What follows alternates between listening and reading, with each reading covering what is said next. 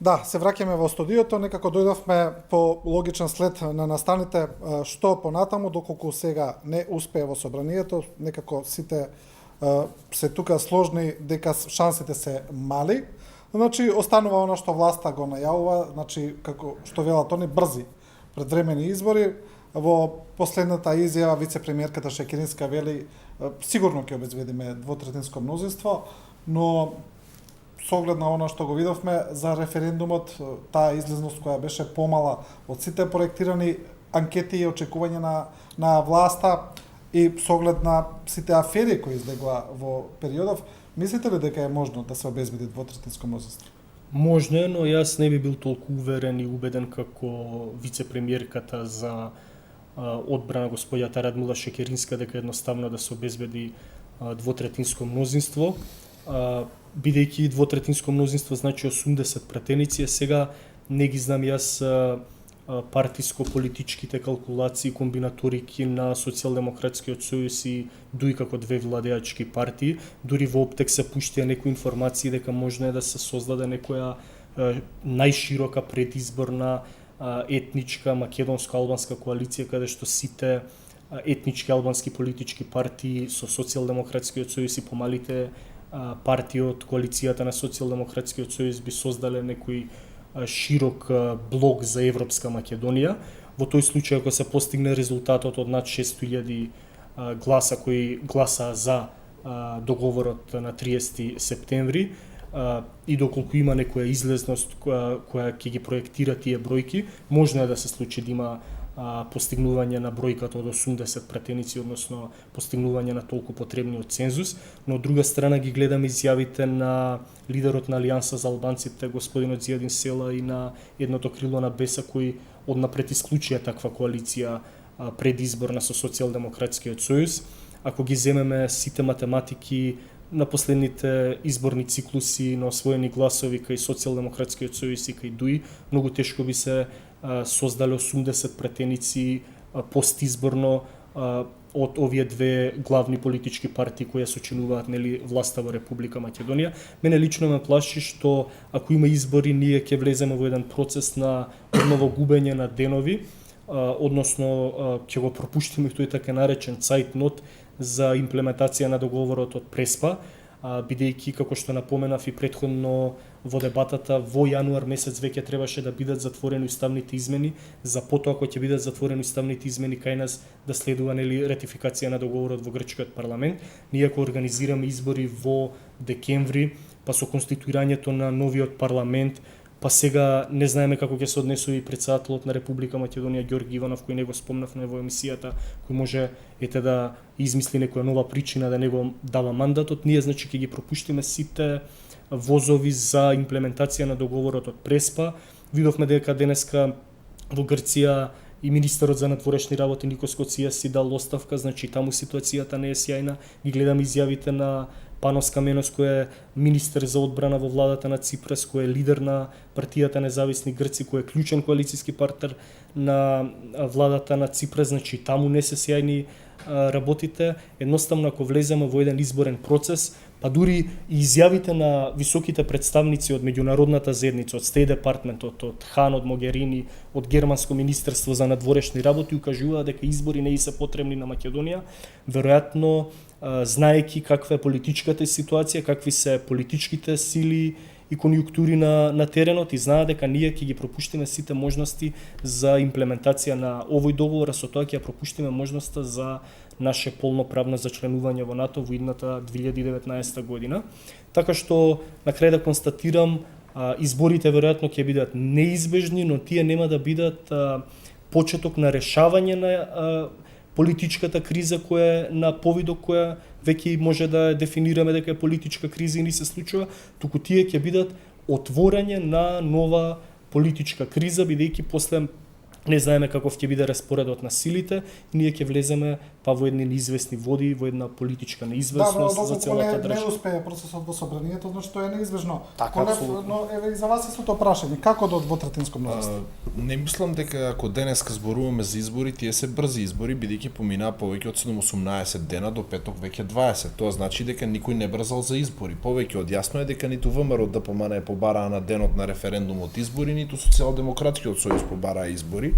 Тие ги отворија вратите, ги оставија отворени со цел процесот да влезе во собрание за да започне тој така наречен политички пазар кој што денеска се случува во земјава. За мене веќе кога е стигната ситуацијата до овде, тогаш се потребни веќе жртви од двете страни да попреговараат уште подлабоко за тоа што треба да биде направено, да биде завршена работава во собрание, па не го исклучуваме и тој наш предлог за широка влада во која што по германскиот модел да биде поддржано и од двете партии, да се направат отстапки од едната и од другата страна и да се заврши прашањето.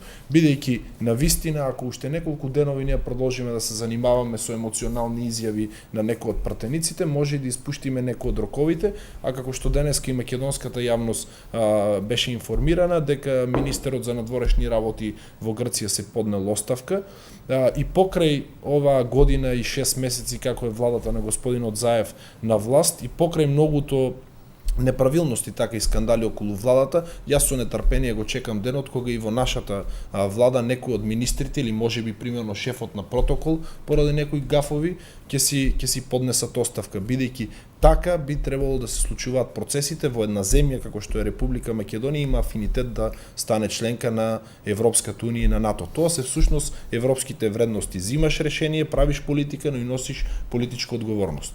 Да, господине Тахери, исто прашање за вас и уште едно ќе ви додадам како додаток за крај.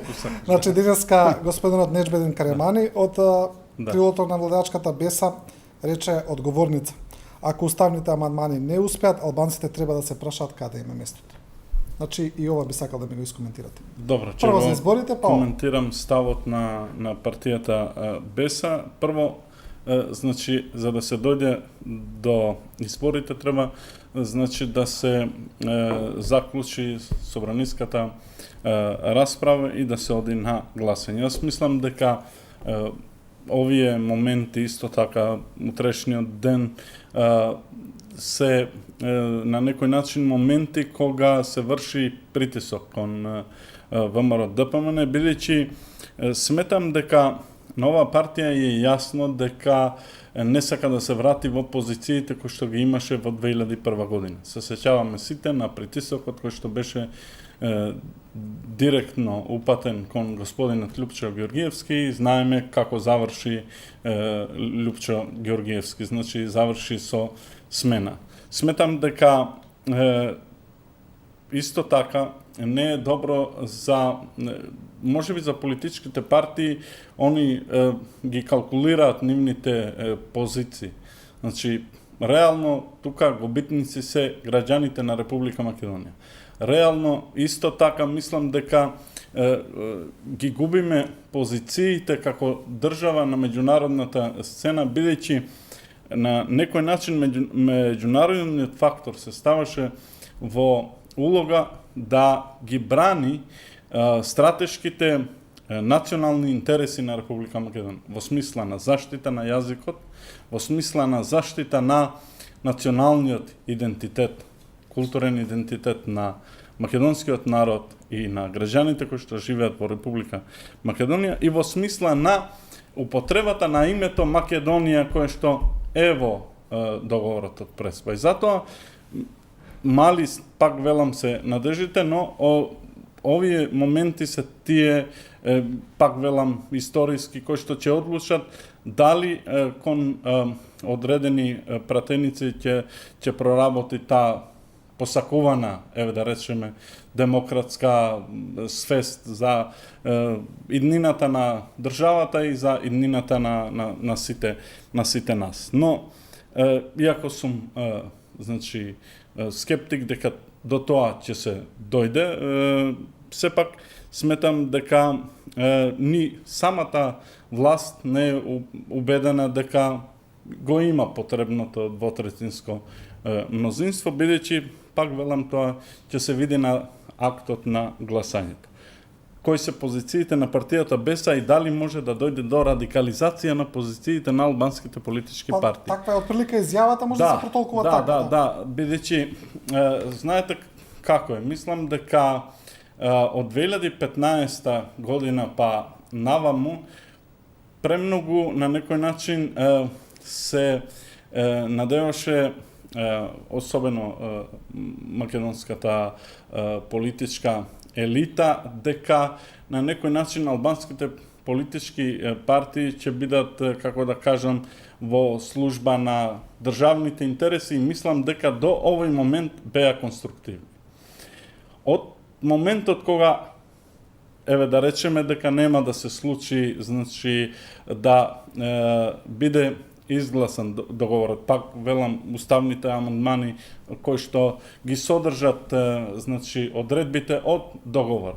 Мислам дека во Република Македонија ќе се отвара еден друг процес, а тоа е процесот на репозиционирање на албанците внатре во државата, бидејќи очигледно поголемиот дел од значи македонската политичка елита, тука зборувам пред се за ВМРО ДПМН, не сака да се интегрира во Европската унија и НАТО. И кога имаме ваква позиција, значи тврда и така натаму, мислам дека, да речеме, јас баш сакам, например, лично, да победи ВМРО ДПМН на изборите и да се соочи со иднината на државата.